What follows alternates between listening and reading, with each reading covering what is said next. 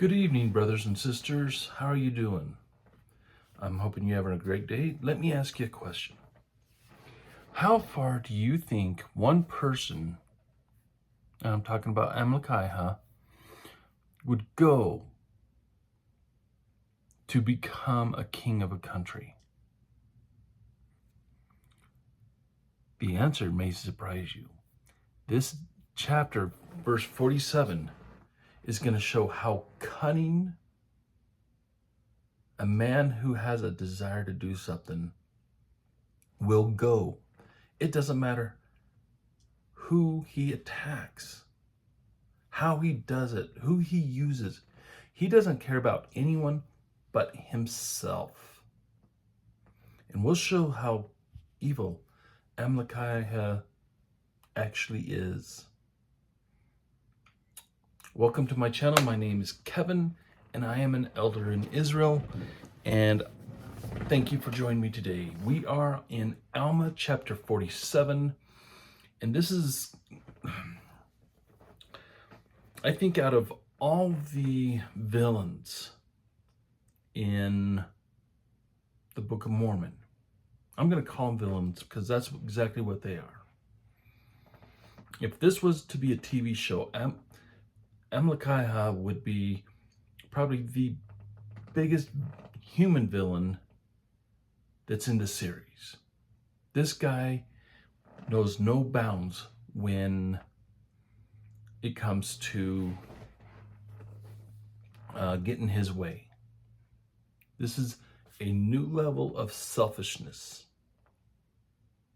All right, so let's get started. All right, so we remember from the last one that actually past couple chapters, Amalickiah sought to be king over the people of Nephi. And Captain Moroni refused to let that happen. He stood up and fought, and many people died because of this. But Amalickiah eventually was chased out of the land of Zarahemla, and he started heading towards the land of Nephi. And that's where we're taking over today. Now, Amalickiah, he goes amongst the Lamanites.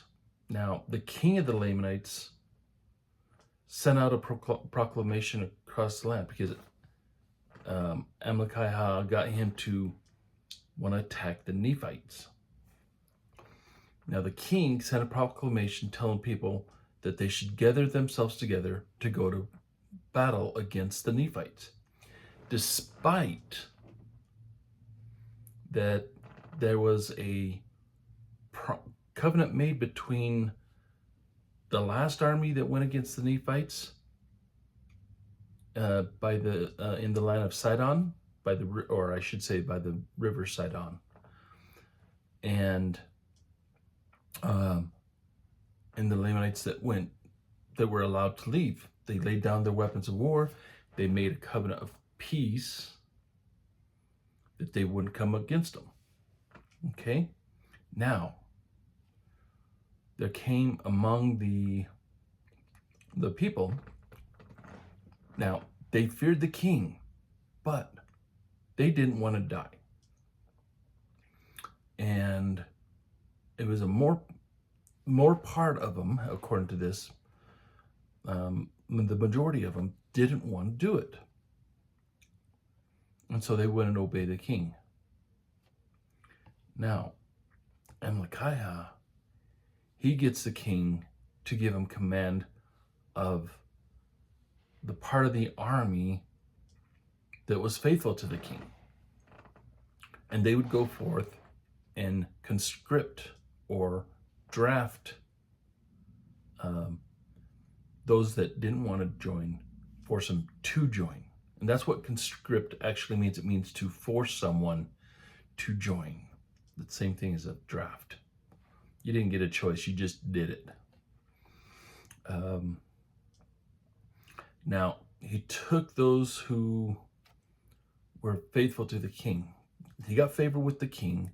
He got those armies. But Amalickiah had a greater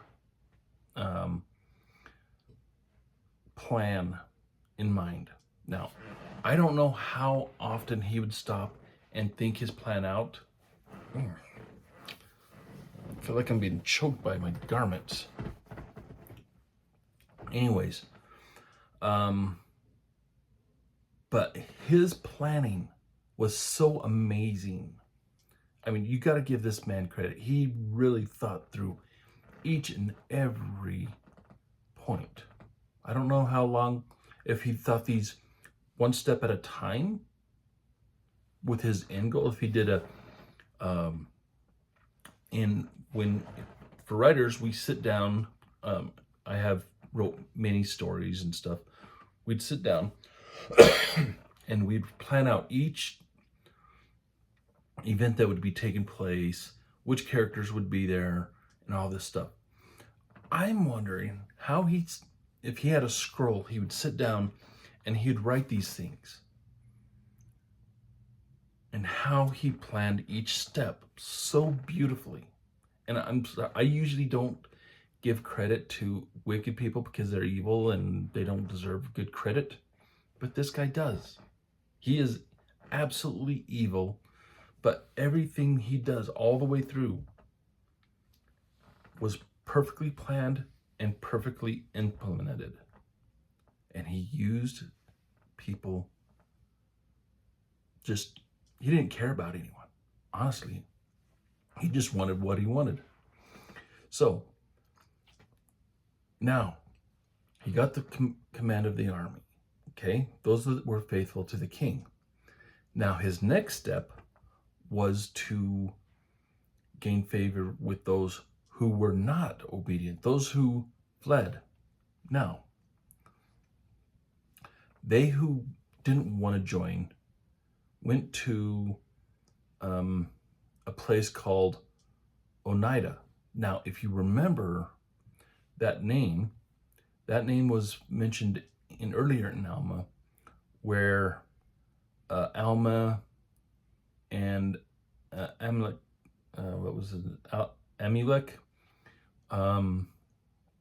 was teaching some people at a hill called Oneida. And it's possible it could have been in the same region.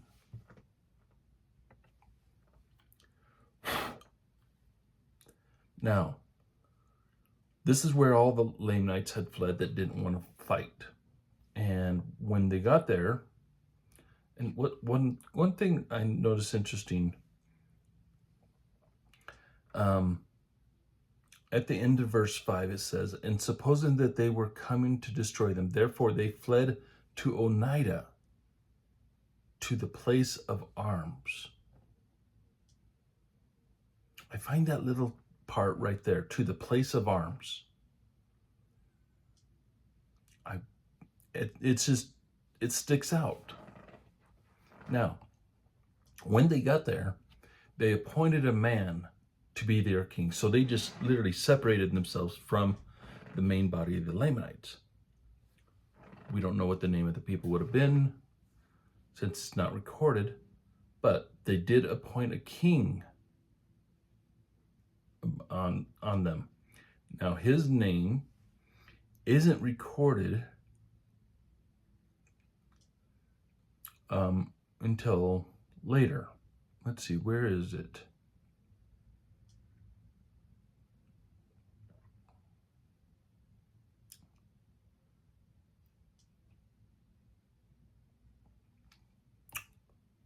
Oh, here it is.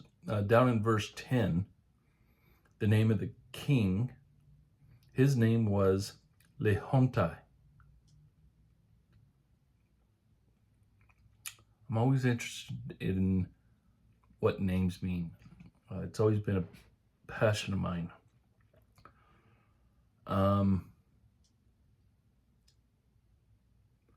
Now, Amalickiah,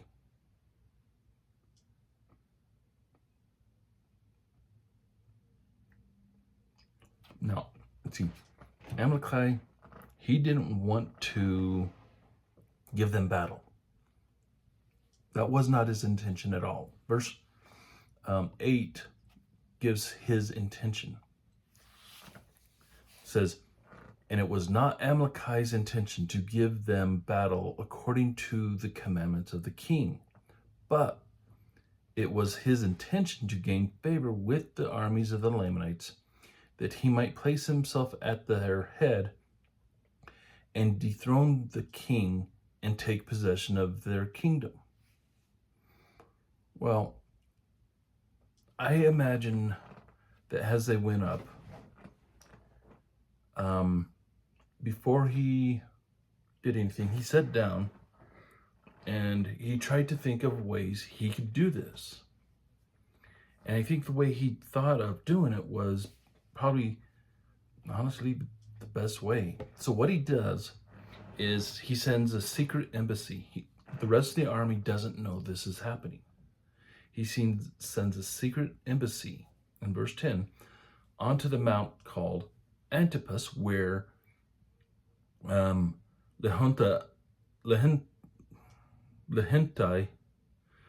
and his people were at, and sent a secret embassy up to him, just that he wanted to talk to him. Well, Lamanites wasn't a fool. He didn't trust the armies of the Lamanites, because as far as they were concerned, they were being sent to kill them or conscript them into the army. So he didn't come down. So Amalickiah sent a second and a third.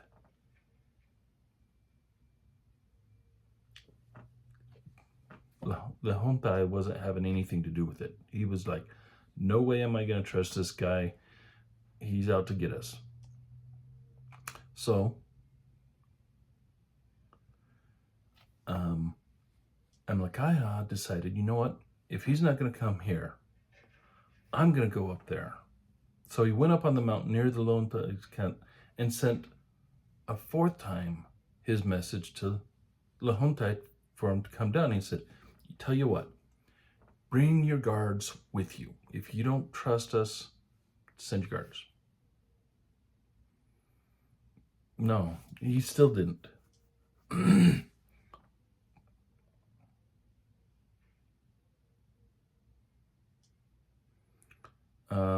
Lamanites did eventually come down with his guards, that Amalickiah had desired him to come down with his entire army. And so Lamanites did. He came down, and he, as Amalickiah wanted, he wanted him to come down and surround the armies of the rest of the Lamanites. Now, this was his whole entire plan. So he comes down and is surrounded to them. And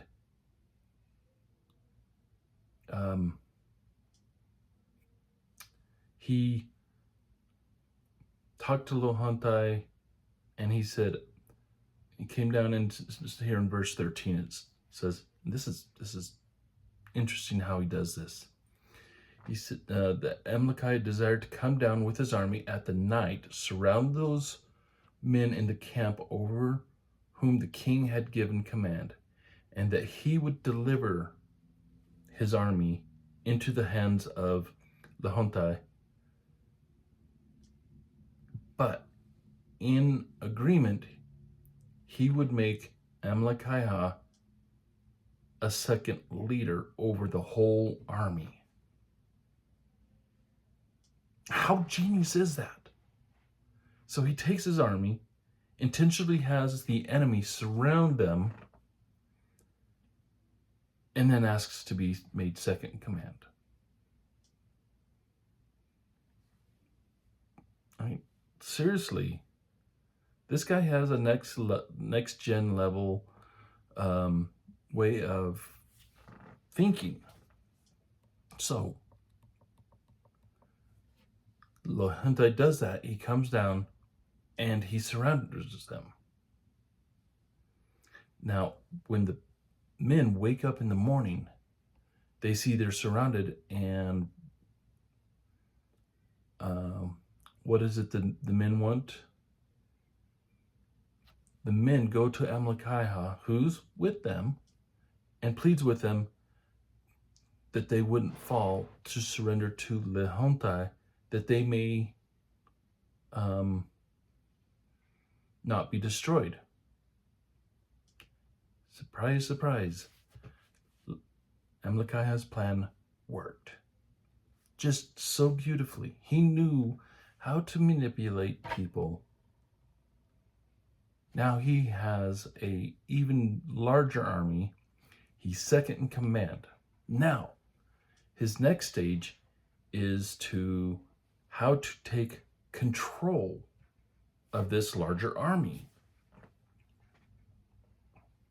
Now, I find it interesting that Mormon includes this here. He says, now it was the custom of the Lamanites, if their chief leader was killed, to appoint a second leader, the second leader, to be their chief leader. So, Amalickiah has found a way to do this.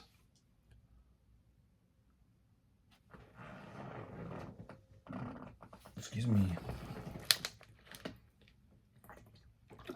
Now, so what happens?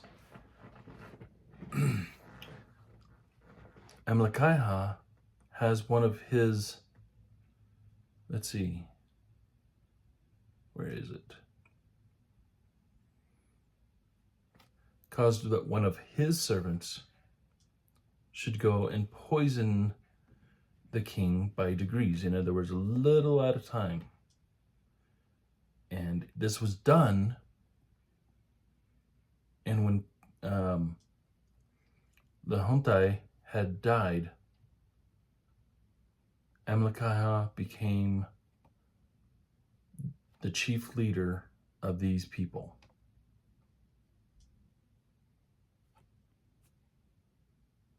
So now he has the army that was faithful to the king and the dissenters.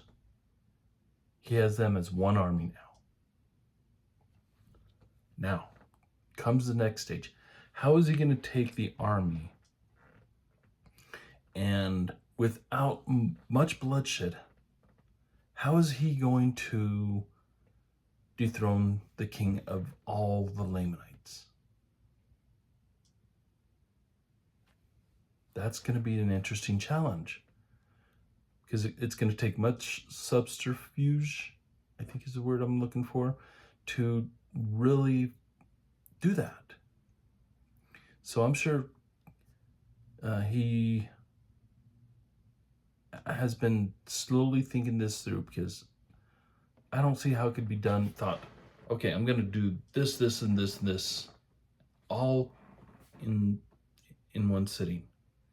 I think he carefully planned each step as he was going. Now, as they were marching back to the land of Nephi and the city of Nephi, which was the capital of the land of the people of Lamanites. This was their national capital, like Washington, D.C. is with us. Now,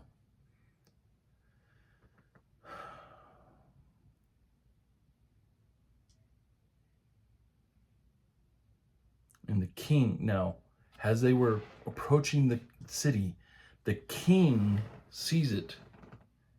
And so with his guards, he goes out to meet Amalickiah. Well, Amalickiah causes that some of those that were faithful to the king should go to the king and greet him. Now, this is how I imagine the talk in the camp goes. So he calls a couple people that are probably a person, one or two people. He calls them into the tent, his main tent. And he's sitting there and he says, what I want you to do is go down, bow down as if you're going to uh, uh, show reverence to him. And then when the king, because the Lamanites took a page out of the Nephites, which is the king would put forth his hand onto the person to get them to come up. He says, I want you to go and bow yourself down. When the king touches you for you to rise, stab him in the heart.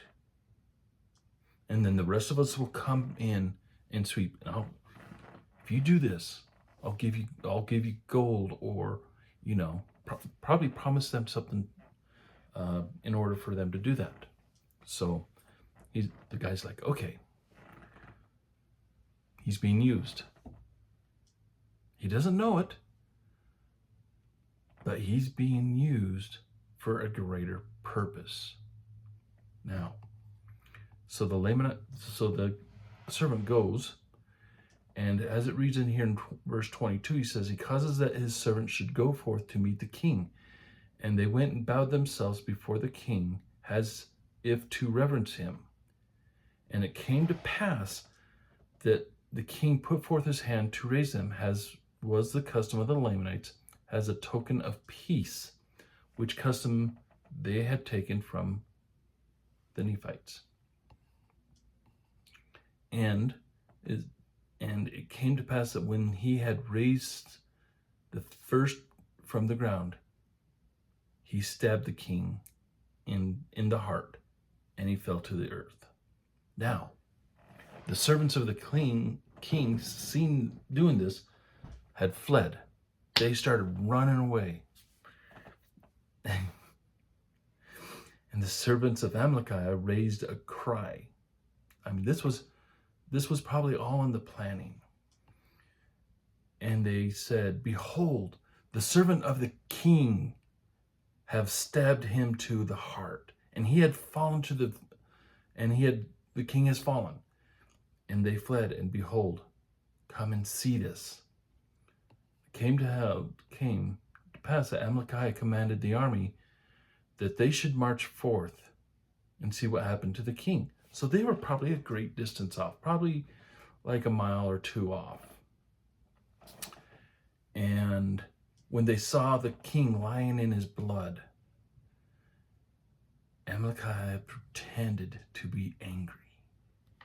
Now, this was all in secret that he was planning this. I don't think there was anyone else in his circle that knew of his plan.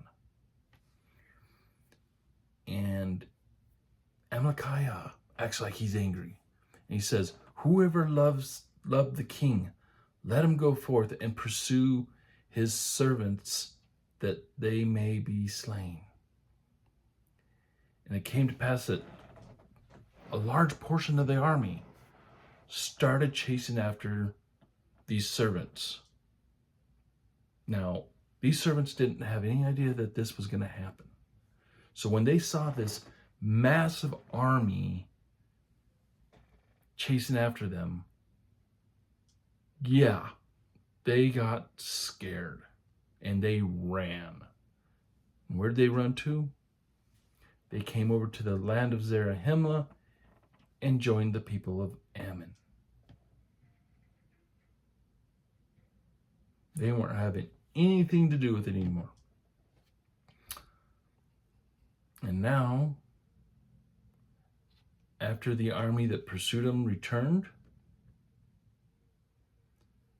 Amalickiah, by his fraud, gained the hearts of the people.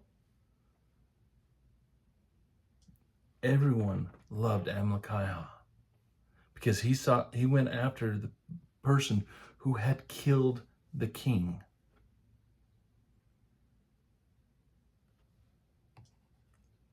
Now, on the day after, Amalickiah entered the city with his armies and took possession of the city.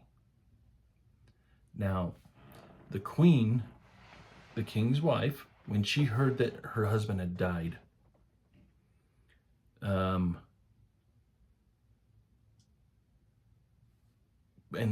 the way she found out is by Amalickiah sending an embassy to her and informing her that the servants had killed the king and that he's sending an army after them.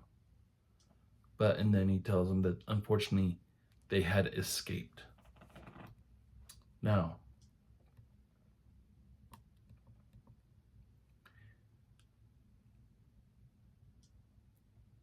came to pass that Amalickiah took the same servant that slew the king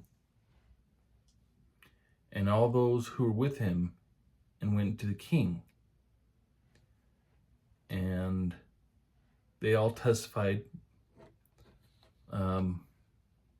that his own servants had killed him, and they fled. And the queen, it gained favor of the queen and took her unto him to wife. So he married the queen.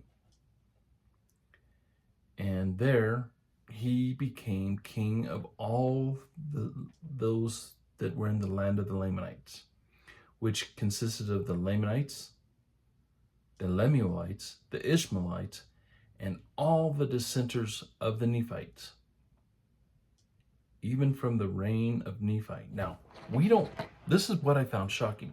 We don't hear at the time of Nephi that there were dissenters. At least I don't remember ever reading any dissenters at the time of Nephi. But of course, you got to realize, we don't have all the records of the Nephites. What we have in the plates were of the small plates, those things that were important, and then later parts of the large plates. So there were records that we have. We maybe have 100th of the record. So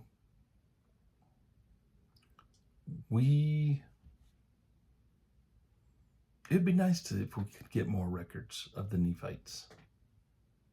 It would be great. Now,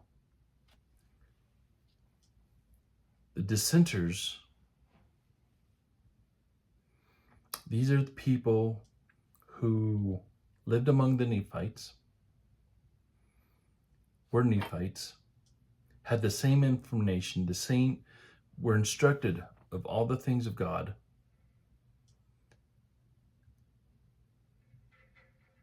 but after their